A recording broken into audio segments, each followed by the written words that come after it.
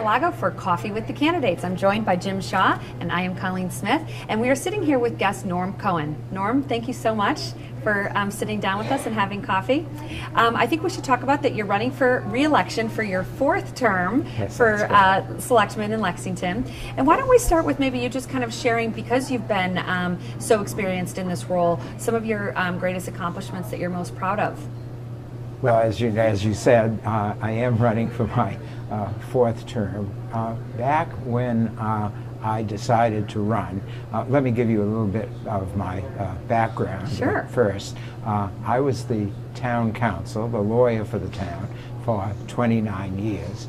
In my practice, I was at a large Boston law firm, Palmer & Dodge, and I was in the municipal area and served as bond counsel to probably at least 100 municipalities in New England. And so I had come to know many of the municipal officials, and in fact, not only was I the town council in Lexington, I was also the town council in Concord, Acton, Dover, and Sherburne, and I also was the first lawyer for the Minuteman Regional Vocational School District. In fact, through me, we took all of that land, and that's where the building is today. And I think we should point out that you've lived in Lexington for 48 years. Is that correct? Okay. That is correct, yes.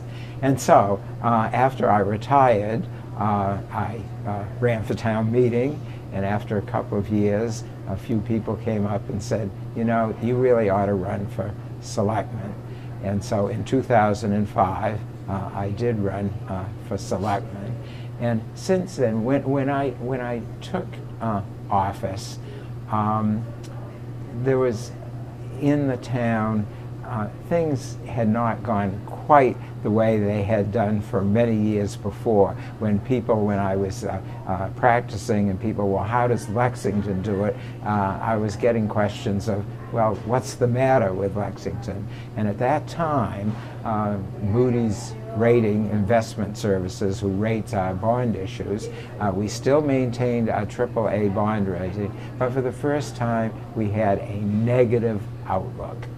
And so in 2005, the thing that was most important to me, and which I think we really succeeded starting in 2005, was to build up our reserves. Mm-hmm. The town really did not have a rainy day fund. There were very few dollars in reserves. And that's what concerned Moody's? And that was what concerned Moody's, and that's why we had been given the negative outlook. Mm-hmm. And so I think one of the accomplishments is that since 2005, which that was the big issue, we have had that removed. We are financially stable, and in fact, we continue to get praise for our financial planning. Also at that time, we had lost a number of key personnel in the town. And frankly, the morale in the town hall was not very good. And I think if you go there today, I can't say enough about the employees. We have awfully good employees, and I think that's been very good. Okay. And so after that has been removed, I think we next look at deferred maintenance. We had fallen behind in deferred maintenance. Our roads were perhaps a little better than some of our neighboring communities, but I wouldn't call them great. And so we've worked on deferred maintenance, and I've had with our new facilities department I think that has been a big success. And of course now the latest is working on the new community center. And I'm very proud of my role in that.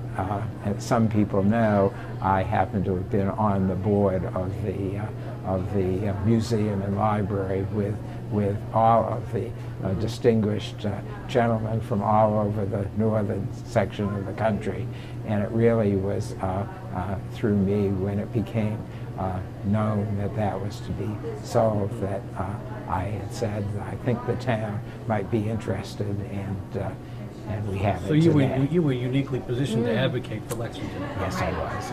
I think, thank goodness, you know, in recent past there have been a couple of big land areas that if we had known ahead of time, the town could have benefited by buying them in, but we didn't know, and developers came along before we did, and do what they do. And they do what they do.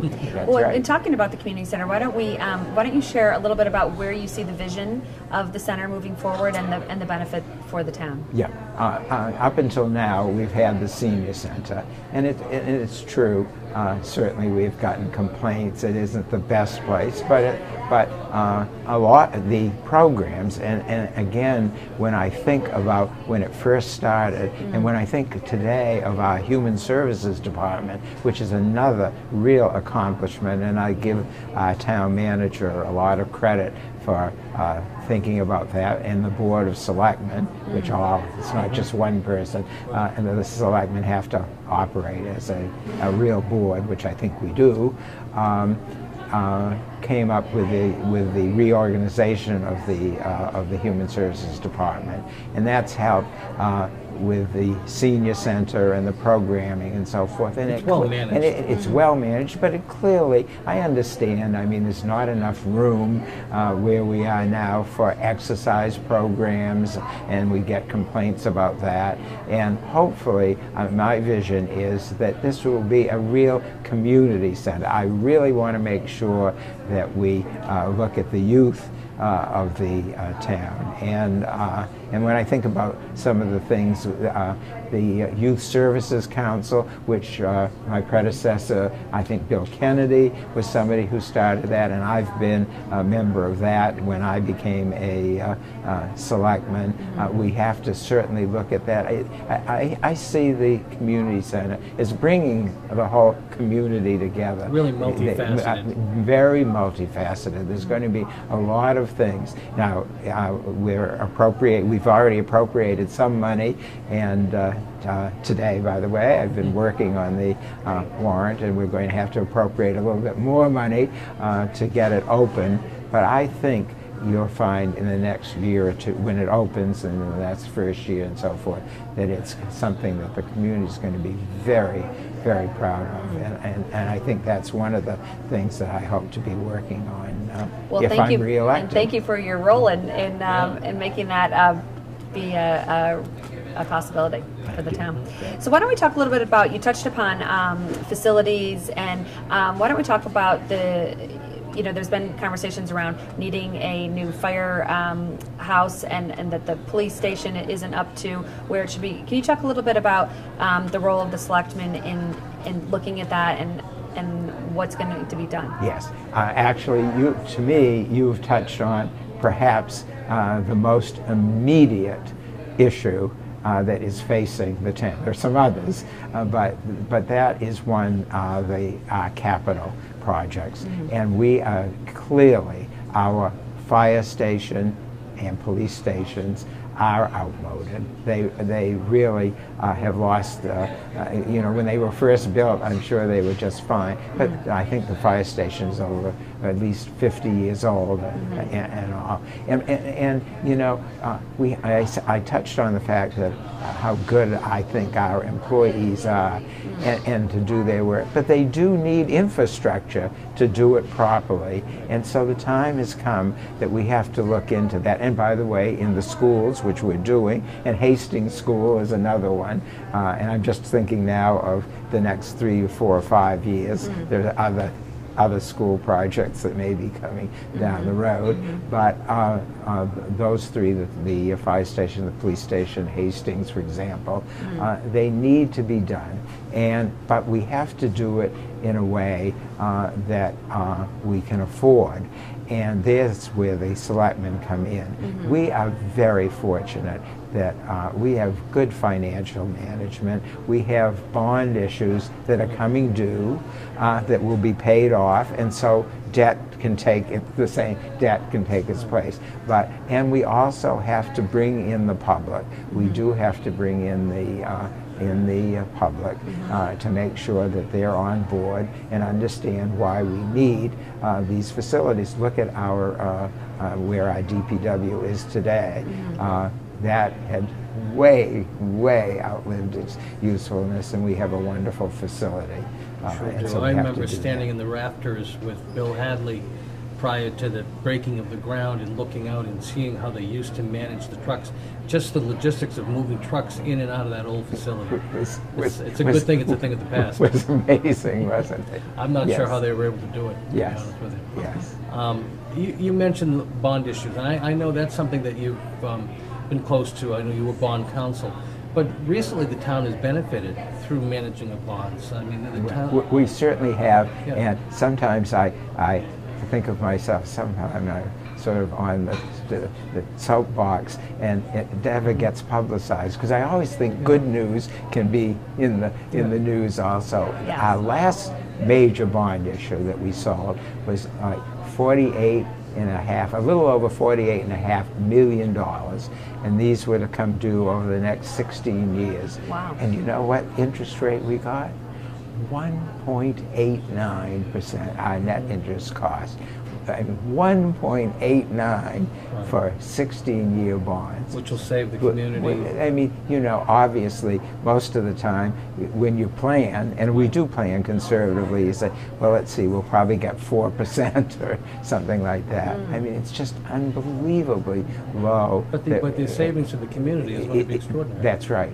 And also, we have a stabilization fund, money that is put aside, and so where there has been exempt debt where the community has voted for it, for the New Estabrook School, for example, or Bridge and Bowman, we have this stabilization fund, and we are using some of that money there to offset debt service so that the tax rate won't go up more. Of course, with debt overrides, it goes up, but it disappears as the bonds are paid off.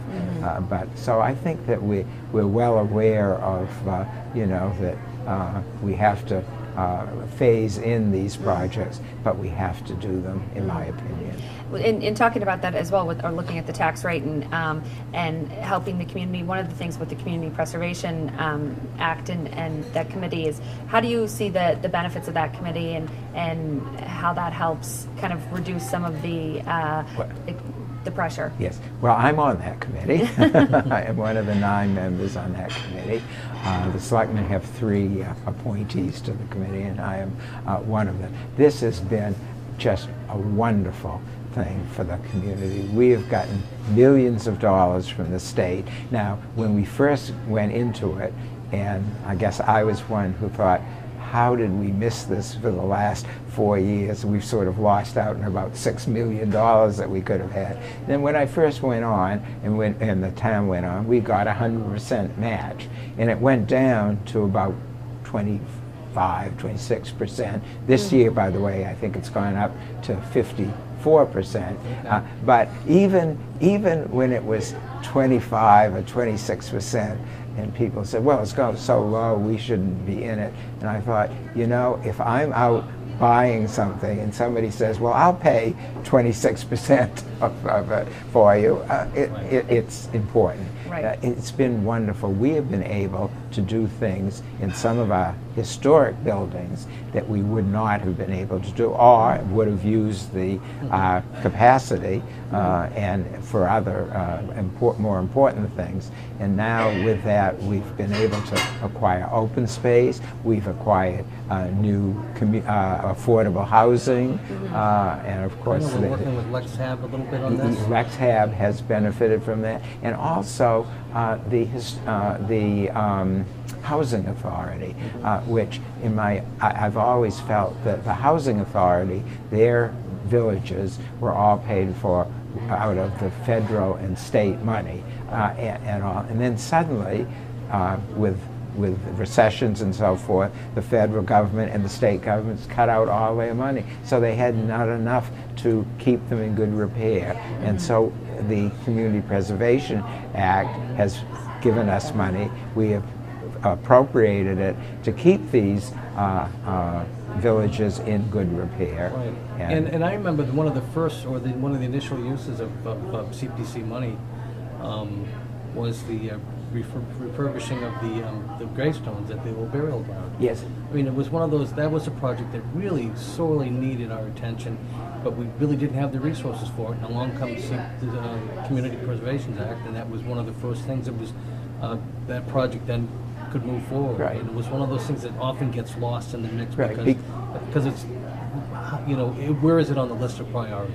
Exactly. Yeah. But of course, with all our historic homes and things like that, it's important to keep that up. So I think that we have accomplished a great deal with that, and hopefully the state will continue to fund some extra funds for that. A lot of people think, by the way, that I get calls all the time, well, why don't you do this or why don't you do that? And I'll say, but while this state, we're a home rule community. Home rule sounds good, but in fact, there's little that we can do. We have to do what the state allows us to do, and there are many state laws that prevent us from. And when you say home rule, if we want to do something that's contrary, we have to go get an act of the legislature. And that's right. And usually they won't. In fact, the Community Preservation Act was finally passed. Lexington had petitioned years ago to have a special act to allow us to have a small surcharge so that we could buy land for conservation purposes, a land bank. They allowed it for Cape Cod and the islands. They wouldn't allow it for Lexington. So they don't have to apply it evenly. They just, the legislature. That's right. So the legislature can do what they want. That's government for you. So Norm, why don't we kind of turn our attention to, you've been a selectman since 2005, the year 2005, Correct. and where you've seen kind of the makeup of the community, you know, culturally, you know, we've become really, over the last, you know, 10 plus years, really a diverse community, and how you see the role of the selectman in kind of working with all the different cultures to work together to be one community. Yeah. Well, certainly I think the demographic study, it said that we're, the Asian population of Lexington is about 20%, and I think I saw where the school population is about 25. Is it Or 25? It could be as high as 30. 25 or 30 percent, and there have been different studies, the demographic study and so forth. I think it is very important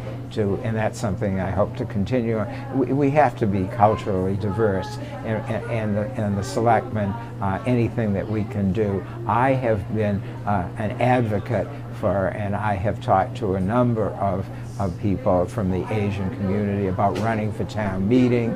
I think that's where you start. If you can start and understand town meeting. I'm impressed, by the way, that there are some of the Asian groups do have associations. I think they're going to ask all of the candidates to come and talk to them, which they've done, some of them, for a number of years.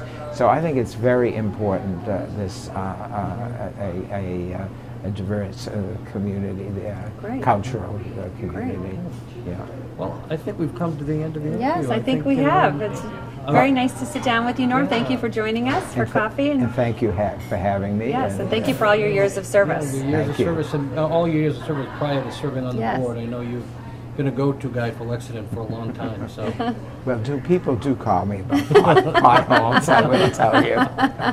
Well, thank you again so much for joining us. Thank you. Thank you, Norm. And good luck on March 3rd. And I hope you're feeling better. I am. Thank you very much. Thank you.